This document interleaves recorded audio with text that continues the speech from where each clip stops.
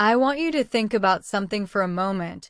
Think about the feeling of being accused of something you didn't do, not by a stranger, not by someone who simply misunderstood, but by someone who sat next to you every single day, who knew you, who ate lunch with you, who asked about your weekend and remembered the names of your family members.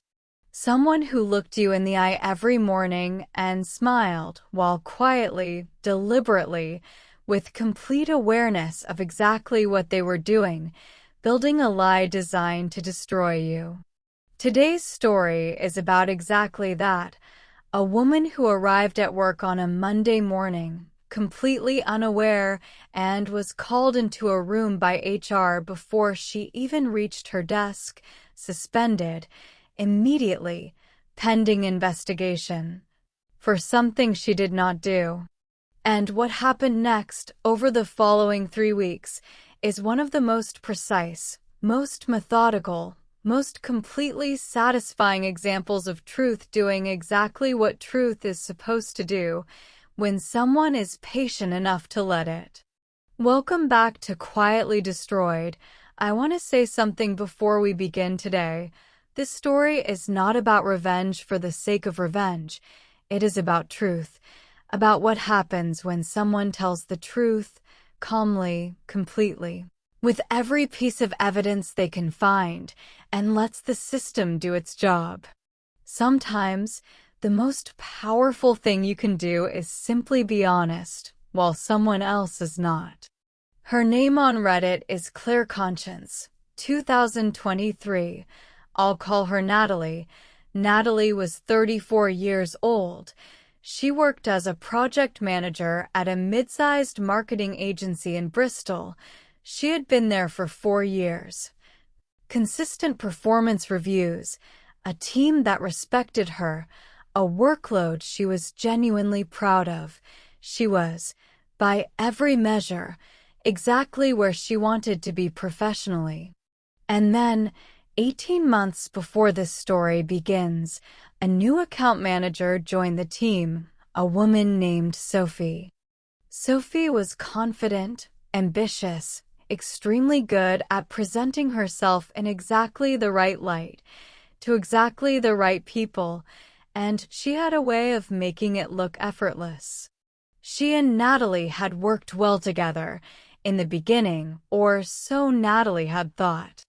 The first sign that something was wrong was so subtle that Natalie almost missed it. A meeting Natalie had organized with a senior client that Sophie attended instead. Sophie told Natalie afterwards that she had received an email saying the meeting had been moved to her calendar. Natalie checked her own calendar, no such email. She let it go, assumed it was a tech error. The second sign, a report Natalie had written, presented to the board by Sophie, with one sentence changed at the top, where Natalie's name had been, Sophie's now appeared. Natalie raised it with her line manager, was told the report had been submitted under the account name, not the author's name, standard procedure. She let that go too. But by month 12, Natalie had a file, not an official file, just a personal document on her home computer, dates, incidents, details, the kind of quiet, careful record-keeping that becomes very important when something bigger happens. Something bigger happened on a Monday morning in February. Natalie arrived at work at 8:45, earlier than most people, which was, as it turned out, significant. Before she reached her desk, her line manager stepped out of his office, asked her to come in. HR was already seated.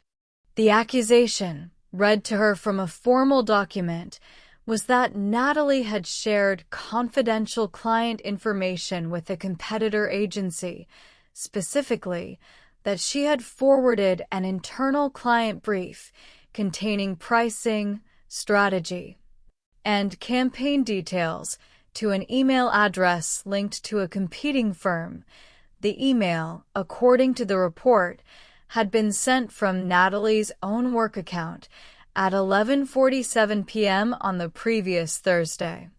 Natalie sat very still and said, "I did not send that email." HR told her that was noted, but that pending investigation, she was suspended on full pay, effective immediately. "Please hand in your access card." She handed in the card, walked out of the building, sat in her car for 11 minutes, and then she called her partner, told him everything, and then she said, "I need you to take the day off because I am going to need several hours and a very organized spreadsheet." Her partner, who knew exactly who Natalie was, took the day off. Here is what Natalie knew immediately. She had not sent that email. She had not been at her computer at 11:47 p.m. on Thursday. She had been at her sister's birthday dinner in a restaurant with 12 other people who could all confirm exactly where she was. But Natalie also knew something else. She had been documenting Sophie for 12 months, and she knew that the pattern she had been watching, the meeting, the report, the quiet, consistent repositioning of credit, was the same pattern as this, just significantly bigger. She spent the first day of her suspension doing 3 things. Thing 1, she wrote a detailed, personal statement, every interaction with Sophie that she had documented over the previous 12 months, dated, evidenced, cross-referenced. With a personal file, she had been keeping every incident, every email, every time something of hers had quietly become Sophie's, 51 pages.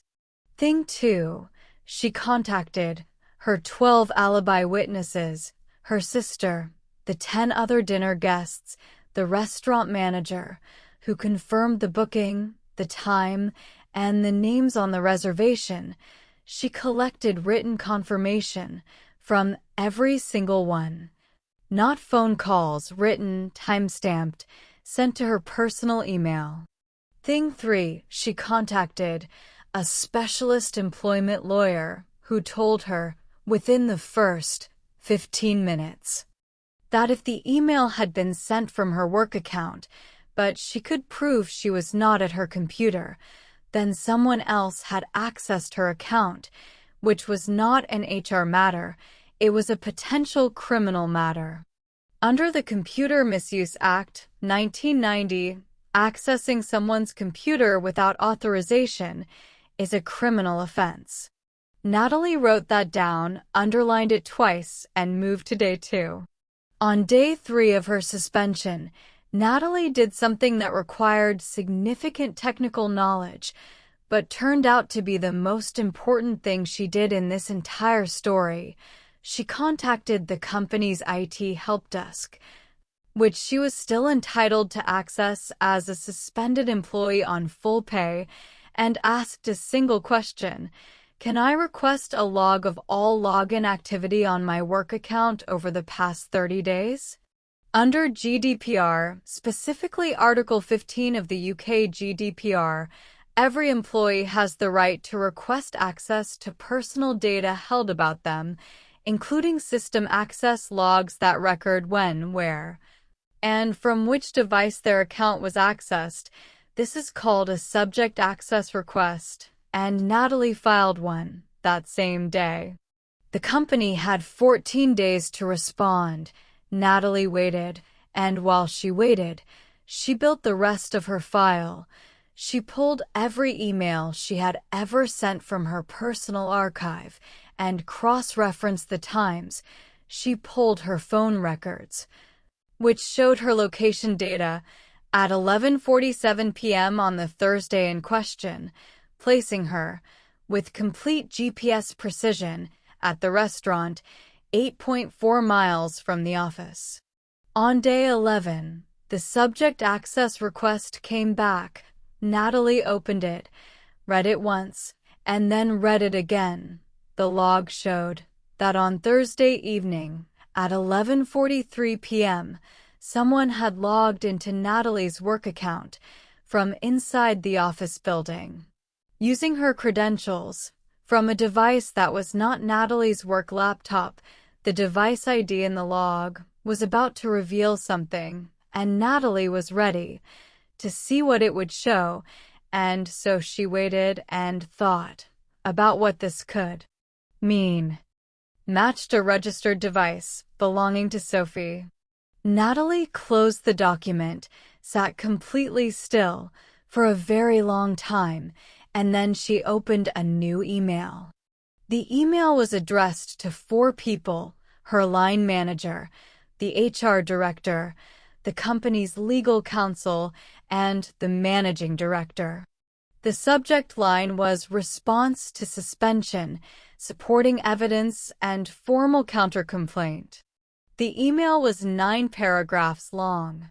Paragraph 1, a calm, professional statement of facts, the accusation, the date, the alleged email. Paragraph 2, her alibi, restaurant booking confirmation, 12 witness statements, GPS location data from her phone, all attached. Paragraph 3, the subject access request results, the login log, the device ID, the timestamp, the registered device owner, all attached. Paragraph 4, her 12-month documentation file, every incident, every date, every pattern, all attached. Paragraph 5, a reference to the Computer Misuse Act, 1990, and a note, very professionally worded, that she had already consulted a specialist employment lawyer who had advised her that the evidence in her possession was sufficient to support both a civil claim and a formal police report. Paragraph 6, a request for immediate reinstatement. Paragraph 7, a request for a formal investigation into the individual whose device ID appeared in the login logs.